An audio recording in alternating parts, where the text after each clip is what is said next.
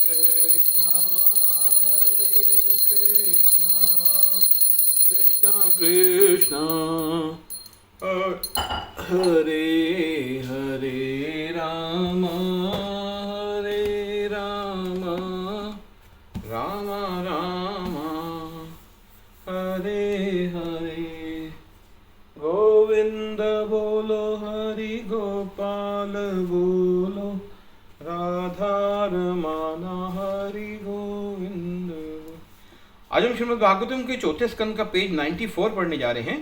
तत्पश्चात जब पुजारी ने यज्ञ में भगवान विष्णु की आहुति अर्पित की तो यज्ञाग्नि से श्वेत वस्त्र पहने एक व्यक्ति प्रकट हुआ। उसके हाथों में खीर से भरा सोने का एक पात्र था। ब्राह्मणों की अनुमति से महाराज अंग ने सम्मान पूर्वक उस पात्र को स्वीकार किया। उस प्रसाद के सुगंध लेने के पश्चात राजा ने उसका एक हिस्सा अपनी पत्नी सुनीता को दिया। उस प्रसाद में पुत्र प्रदान करने की शक्ति थी, जिसे खाकर रानी राजा के वीर्य द्वारा गर्भवती हो गई। कुछ ही समय में रानी ने एक पुत्र को जन्म दिया। उसका नाम रखा गया वेन। चूंकि रानी मूर्तिमान मृत्यु की पुत्री थी, इसलिए वेन को आंशिक रूप से अधर्म वंश का वंशज माना गया। सामान्यतः पुत्री अपने पिता के गुण स्वीकारती है और पुत्र माता के, इसलिए गुणों में वेन अपने नाना के समान था। उसका चरित्र दिन प्रतिदिन गिरता गया और अनाचार बढ़ते गए। अक्सर भक्तों के जीवन में ऐसा नहीं होता, परंतु कई बार भगवान स्वयं अपने भक्त को दुर्भागी पत्नी अथवा बुरे बच्चे देते हैं, जिससे वह भक्त आसानी से पारिवारिक जीवन में स्वयं को मुक्त कर सके। वेन जब छोटा ही था, वह धनुष बाण लेकर वन में जाता और अकारण मासूम हिरणों का वध करता। इतना ही नहीं, उसकी उपस्थिति इतनी भयावह होती कि उसे देखते ही प्रजा चिल्लाने लगती, देखो क्रूर वेन आ रहा है।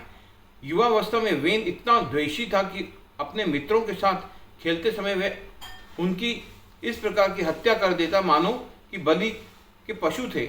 महाराज अंग ने अनेक प्रकार से अपने पुत्र को दंड देने का प्रयास किया, परंतु फिर भी वे उसे धर्म तथा कर्तव्य के मार्ग पर लाने से अक्षम रहे। महाराज अंग सदैव वेन को लेकर संतप्त रहने लगे।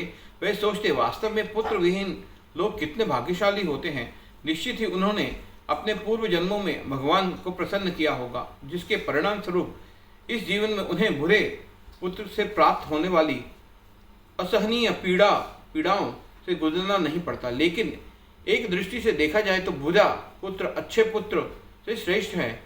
जिन लोगों के पुत्र अच्छे होते हैं वे अक्सर अपने घर गृहस्थी में आसक्त हो जाते हैं, परंतु जिनके पुत्र बुरे होते हैं वे अपने घर में आसक्त नहीं होते। पर वस्तुतः बुरा पुत्र घर को इतना नरकीय बना देता है कि कोई भी बुद्धिमान व्यक्ति सरलतापूर्वक अपने पारिवारिक जीवन से अनासक्त हो जाता है।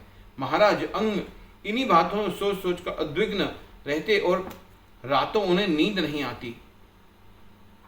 अंततः वे अपने पारिवारिक जीवन से पूरी तरह उदासीन हो गए। एक दिन आधी रात उठे और गहरी नींद में सो रही अपनी पत्नी को छोड़कर घर से निकल पड़े। उन्होंने अपने राजसी महल का त्याग दिया और सबकी दृष्टि से बचते बचाते वन में प्रवेश कर गए। सुबह होने तक पूरे नगर में यह बात फैल चुकी थी। राजा के पुरोहित, मंत्री, मित्र, संबंधी तथा सामान्य प्रजा चिंताग्रस्त हो गई। जब सब नागरिक मिलकर अपने राजा को सर्वत्र खोजने लगे, परंतु उनके वे प्रयास उसी प्रकार विफल रहे जिस प्रकार एक अयोग्य योगी अपने हृदय में परमात्मा को खोजने में विफल रहता है। अंततः पूरी प्रजा थक कर निराश लौट आई। राजा की अनुपस्थिति में एक आपातकालीन सभा बुलाई गई और जिसके अगुवा भृगु ऋषि थे। ऋषिगण सामान्य जनता के परम हितैषी होते हैं। वे जानते थे कि राजा की अनुपस्थिति में प्रजा की रक्षा तथा मार्गदर्शन करने वाला कोई नहीं रहेगा और शीघ्र ही चोर उचक्के उनका शोषण करने लगेंगे। विचार विमर्श करने के पश्चात ऋषियों ने सुनीता को बुलाया और मंत्रिमंडल द्वारा स्वीकृत नहीं दिए जाने पर उन्होंने वेन को राजा नियुक्त कर दिया। सब जानते थे कि वेन अत्यंत कठोर तथा क्रूर है और इसलिए जब राज्य के चोर डाकुओं ने उसके राज्याभिषेक की समाचार सुने तो वह भयभीत होकर उसी प्रकार छिप गए जिस प्रकार सांप के भय से चूहे छिप जाते हैं। हरे कृष्णा हरे कृष्णा कृष्ण।